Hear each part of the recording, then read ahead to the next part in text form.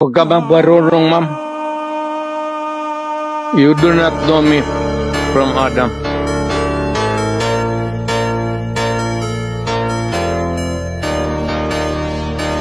Nalaman natin, meron talagang reward system at merong pinanggagalingan yung pondo para dun sa reward system. Do not make me account for something which I cannot do legally. That is not allowed by law. You are asking as if you are from the COA. Kailangan mo ng report, so you have to bring the papers. Ano? Hindi naman ako COA. Ako po kasi nagtatanong ko dahil ako po ay pinapapatay ni dating Pangulong Duterte. Eh, kung pinapatay kita, bakit buhay ka pa ngayon? Successful po ba ang war on drugs ninyo? Successful, ma'am. Na-minimize yung drugs. You cannot entirely eradicate drugs because pang hanap buhay yan eh. Mr. President, you are surrounded by, I believe, 4 lawyers. Hindi ko na kailangan, ma'am. Because you are a lawyer I yourself. can take of myself. I can take care of Yes. myself. Magtanong lang kayo ng magtanong. Ano? Pag sinabi kong campaign against drug, you do it as a police officer. Nag-aral ka naman ng 2 years basic, sinunod mo lahat, you should follow. Not if you go out of the way, I cannot answer for you. Where do you draw the line of your responsibility in this war on drugs? Because guilt is personal. Yes, very personal. You're a lawyer? Yes, Mr. President. I will talk slower. Panyero, you talk slower. Okay.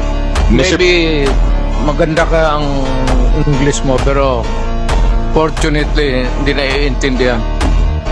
Sa mga kongresista na kaalyado ng mga NPA, mahaya naman tayo sa topic ng pagpatay dahil kayo mismo, hindi kayo nagsasalita sa pagpatay ng NPA sa mga pulis, sundalo at mamayang Pilipino. Sa NPA, nire-recruit ang mga kabataan para pabagsakin ang gobyerno at pumatay ng mga pulis, sundalo at tropa ng gobyerno.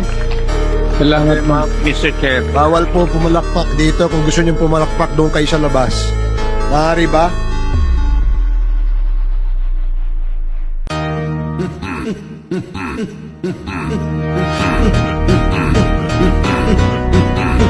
What kind of thinking of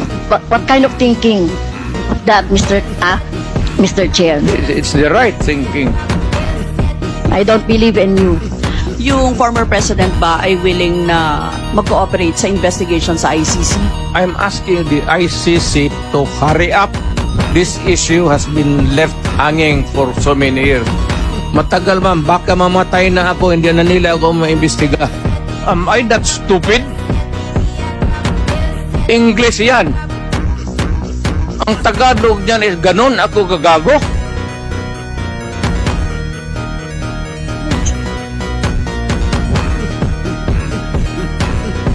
Abogado ako, fiscal ako, ganun ako gagago. Ang reported lamang po na namatay is, ay almost 20,000 to 30,000. So, were you disappointed on this, Mr. Kulang. Ulang? Mr. Chair, yes or no? Davao style. Do not ask me to answer yes or no. You are not an investigator. Pwede, papayag ako, sampalin niyo ako, pero pirma muna kayo sa waiver. Sampalin ko siya sa publiko. Hindi, wala naman. Ngayon na. Noon pong first SONA, linapitan niya ako. Kinamayan pa niya ako. So hindi niya ako kilala?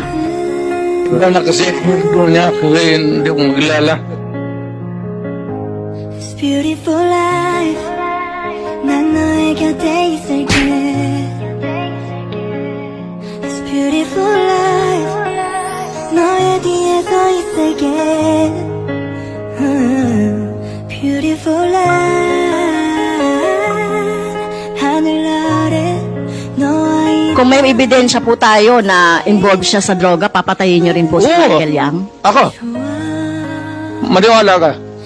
Kung may mga ebidensya po, Oo. papatayin niyo? Tawagan kita, kasama ko. Hindi po.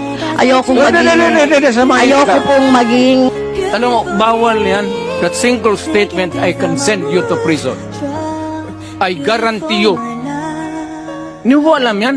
Beautiful your heart. Hindi tayo nasi-threaten doon.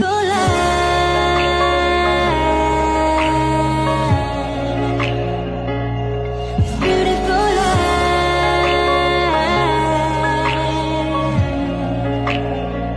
Ang kinaklarify ko po ay kanina sinabi nyo na in-encourage nyo ang PNP na i-encourage yung suspect na lumaban. Correct. Very incorrect po, if I may say as a Yes, civilian, sa professional police. That's your view, that.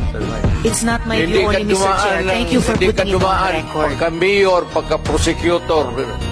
Ako, alam ko, duman ako, prosecutor, mayor, presidente, alam ko ang trabaho ko. Yes, Yan ang salamat totoo tayo, Mr. dyan. Chair. Hindi ka nagdala ng syudad eh. You never Totoo had po, a Mr. chance Chair. to solve the problem of the community. At kung pabalikin ako, sir, gagawain ko uli yan. Dublado.